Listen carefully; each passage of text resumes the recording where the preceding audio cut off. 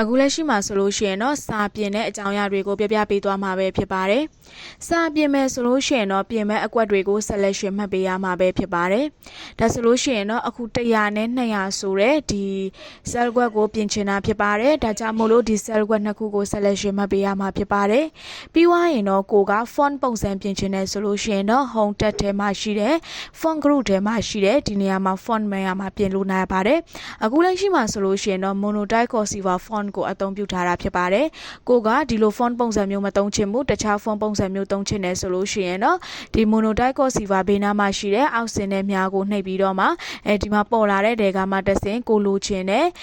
ဒီပုံစံကိုရွေးချယ်ပေးနိုင်ပါတယ်။ဒါဆိုရင်အခုလက်ရှိပုံစံတစ်ခုရွေးလိုက်ပါမယ်။ဒါဆိုလို့ရှိရင်တော့ကိုယ့်ရဲ့လက်ရေးပုံစံဖြစ်တဲ့ font ကပြောင်းသွားမှာပဲဖြစ်ပါတယ်။ဒီ font ကဆိုလို့ရှိရင်တော့ကိုယ့်ဆက်ထဲမှာ install လုပ်ထားတဲ့ font တွေကိုပဲအသုံးပြုလို့ရမှာဖြစ်ပါတယ်။ဆက်ထဲမှာပုံသေးပါတဲ့ font တွေမဟုတ်ဘူးပေါ့နော်။ဒါဆိုလို့ရှိရင်တော့ဆက်တစ်လုံးနဲ့နောက်ထပ်ဆက်တစ်လုံးနဲ့တော့တူနိုင်မှာတော့မဟုတ်ပါဘူး။ကိုယ့်ဆက်ထဲမှာ install လုပ်ထားတဲ့ font တွေကိုပြင်နိုင်မှာပဲဖြစ်ပါတယ်။ပြီးသွားပြီဆိုလို့ရှိရင်တော့ကိုကစာလုံးအရွယ်အစားတွေကိုကြီးချင်တယ်သေးချင်တယ်ဆိုလို့ရှိရင်တော့ဒီဘက်ဘေးနားမှာ font size မှာပြင်ပေးနိုင်ပါတယ်။အခုလက်ရှိက16ဖြစ်နေပါတယ်။16မလို့ချင်ဘူးဆိုဘေးကအောက်ဆင်းတဲ့များကိုနှိပ်ပြီးသွားပြီဆိုလို့ရှိရင်သေးချင်တယ်ဆိုလို့ရှိရင်တော့ကနန်းတန်ဖိုးသေးသွားတယ်ဆိုလို့ရှိရင်တော့ size သေးသွားမှာဖြစ်ပါတယ်။ကနန်းတန်ဖိုးကြီးသွားတယ်ဆိုလို့ရှိရင်တော့ size ကြီးသွားမှာပဲဖြစ်ပါတယ်။ဒါဆိုလို့ရှိရင်တော့အခုလက်ရှိ18ဆိုပြီးတော့မှထားလိုက်ပါမယ်။ဒါဆိုလို့ရှိရင်တော့အခုနားနဲ့ဆိုင်လို့ရှိရင်တော့ size နည်းနည်းလေးကြီးသွားမှာပဲဖြစ်ပါတယ်။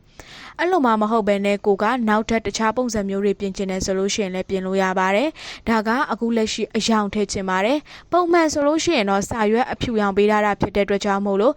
စာလုံးတွေရဲ့အယောင်ကအမဲရောင်ဖြစ်နေတာဖြစ်ပါတယ်။အဲ့လိုမှမဟုတ်ဘဲနဲ့စာလုံးတွေရဲ့အယောင်ပြင်ချင်တယ်ဆိုလို့ရှိရင်တော့ font color ကိုနှိပ်ပေးနိုင်ပါတယ်။ font color ကိုနှိပ်ပေးပြီးွားပြီဆိုလို့ရှိရင်တော့ကိုကအသုံးပြုလို့တဲ့အယောင်ပေါ်မှာ click နှိပ်ပေးရမှာပဲဖြစ်ပါတယ်။ဒါဆိုလို့ရှိရင်တော့ကိုနှိပ်လိုက်တဲ့အယောင်ပုံစံဒီနေရာမှာ font အယောင်ပြောင်းသွားမှာပဲဖြစ်ပါတယ်။